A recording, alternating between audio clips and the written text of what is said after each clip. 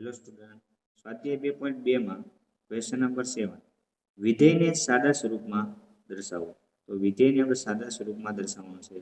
આગળનો ક્વેશ્ચન આપણે એક જોયો 6 નંબરનો ક્વેશ્ચન, એના જેમ જ આપેલો છે. આની અંદર કઈ રીતે? તો કે જો tan inverse 3a² x - x³ આપેલ છે અપોન a³ - 3ax³ આ ક્વેશ્ચનને જોઈને આપણે અંદાજ આવી જવો જોઈએ કે tan નું એક સૂત્ર છે એના જેવું આ દર્શાવે છે. સ્ક્વેર અહીં ક્યુબ અહીં સ્ક્વેર, તો એક સૂત્ર છે એને અહીં એપ્લાય કરવાનું છે. પણ અહીં અચળ તરીકે એ પદ આપેલું છે. જો અચળ પદ તરીકે હવે tan ઇનવર્સ છે, અંદર જો tan હોય તો tan અને tan ઇનવર્સને કેન્સલ કરી દેવી આપણે, એટલે આપણો આન્સર આવી જાય સાદા સ્વરૂપમાં. તો સૌપ્રથમ આપણે કઈ રીતે દર્શાવી શકીએ?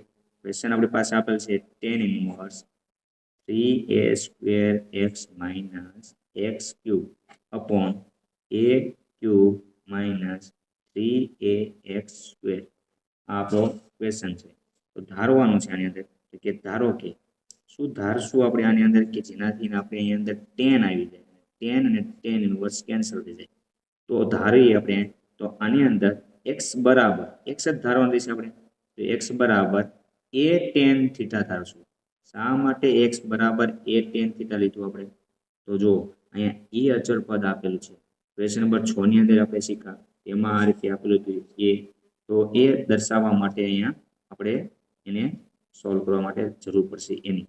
હવે એને બરાબરને આપણે છેદમાં લાવી એટલે x ના છેદમાં a equal to tan theta. tan પછી આ બાજુ આવશે તો tan ઇનવર્સ થઈ જાય x upon a equal to theta. તો થીટા બરાબર આપણે આ દર્શાવી શકીએ ઇક્વલ ટુ એમ જ tan ઇનવર્સ બ્રેકેટની અંદર 3m a²m x બરાબર શું દર્શાવી શકીએ? તો x બરાબર a tan theta into a tan theta minus x ની જગ્યાએ કે a અહીં ક્યુબ છે એટલે a³ અને tan³ બંને જગ્યાએ આપણે ક્યુબ લગાડી શકીએ અપોન a³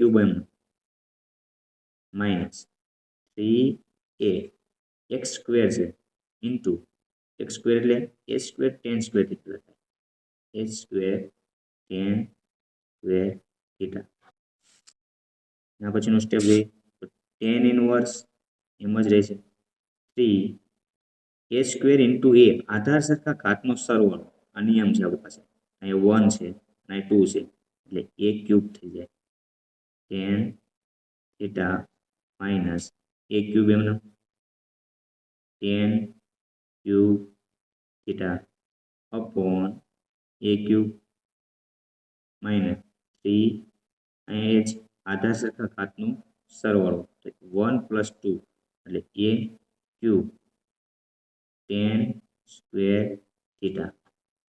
હવે જો આની અંદર આપણને જોવા મળે a³ અહીંયા છે, a³ અહીંયા છે, a³ નીચે બે જગ્યાએ છે. તો શું કરવાનું છે? a³ કોમન નીકળશે એટલે a³ કોમન કાઢવી તો આ રીતે લખીએ કે tan ઇનવર્સ a³ કોમન કૌંસની અંદર 3 tan theta minus a³ common નીકળી ગયો એટલે tan³ થીટા એના છેદમાં. હવે જો નીચે પણ a³ કોમન નીકળે છે આ રીતે બંને બધી જગ્યા પર આપેલ છે આપણને. તો એમાં આ રીતે દર્શાવી a³ કૌંસની અંદર a1 માઇનસ 3 a³ કોમન એટલે tan² થીટા કૌંસ પૂરો a³ કેન્સલ. હવે જો આ સૂત્ર આપણે છે એવું કે tan 3 થીટા ઇક્વલ ટુ આપણે એક ફોર્મ્યુલા છે tan થીટા એ એપ્લાય કરવાનું છે. શોર્ટમાં મેં તમને યાદ રાખવા માટે એવું કીધું હતું, યાદ હોય તો આવું લખી શકાય 3t minus t³ upon 1 minus 3t². આ આપણું એક સૂત્ર હતું tan થીટા બરાબર. તો જો અહીંયા થઈ ગયું 3 tan થીટા માઇનસ t³ એટલે tan³ theta upon 1 minus 3t², 1 minus 3 tan² theta. તો આપણું tan નું સૂત્ર છે. તો આની જગ્યાએ આપણે શું લખીએ કે આ ફોર્મનું હોય સૂત્ર એની જગ્યાએ લખી શકીએ ઇક્વલ ટુ ટેન ઇનવર્સ એમ નામ આપણું ટેન 3 થીટા. આગળથી ક્વેશ્ચનમાં જોઈને ખબર પડી જાય કે આ ટેન 3 થીટાનું સૂત્ર આવેલું છે. ટેન ઇનવર્સ ટેન બંને કેન્સલ આપણી પાસે આવશે 3 થીટા. 3 એમ નામ થીટાની જગ્યાએ આપણે સપોઝ કર્યો તો જે આ સ્ટેપમાં આગળ તો થીટા બરાબર શું લખીએ એવી tan inverse x upon a તો આપણે દર્શાવી દેવી તો ઇન્ટુ થીટા બરાબર tan inverse x upon a આપણે દર્શાવી તો આપણો એનો આન્સર છે. Thank you.